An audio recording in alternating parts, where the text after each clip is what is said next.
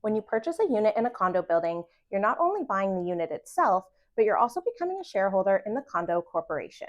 With regards to your unit, that is your private property, and the specific legal boundaries of your unit are defined in the condominium's declaration. A common misconception is that you also own the balcony attached to your unit. However, this is actually what is called an exclusive use common element. Nobody else in the building has any rights to use that balcony, but it's not part of your own title, and that's why square footage of balconies is not to be included when the overall square footage of a unit is shared on a sale listing.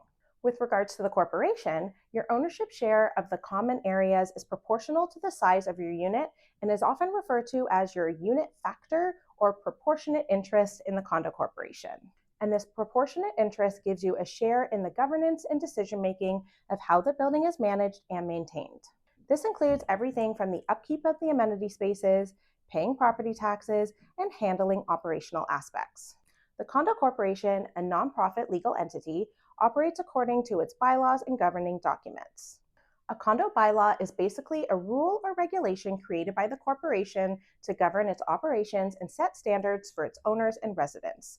Examples of a condo bylaw include a no short-term rental rule, restrictions on the type, quantity, or size of pets, and regulations regarding obtaining written approval for renovations. Your maintenance fees, which are also called condo fees or common expenses, are what covers the cost for every expense incurred by the condo corporation.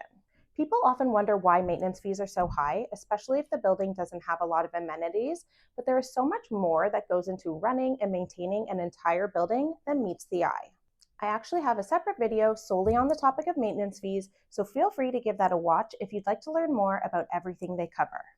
Another aspect of being a shareholder is that this gives you voting rights in the annual general meeting, the AGM, and other meetings of the condo corporation.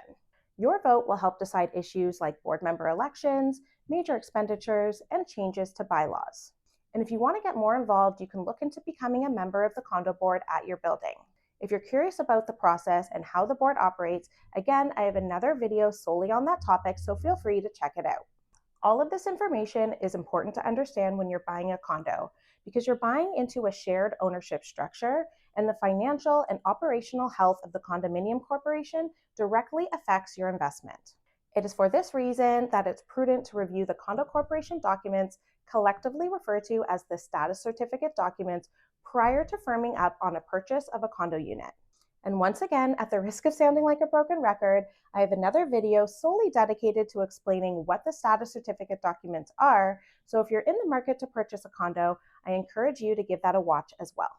Ultimately, even though it may now seem more complicated to own a condo when compared to owning a house, you can't choose to become involved as little or as much as you'd like, and either way, owning a condo in Toronto can be a rewarding experience, offering the perfect balance of convenience, community, and investment potential.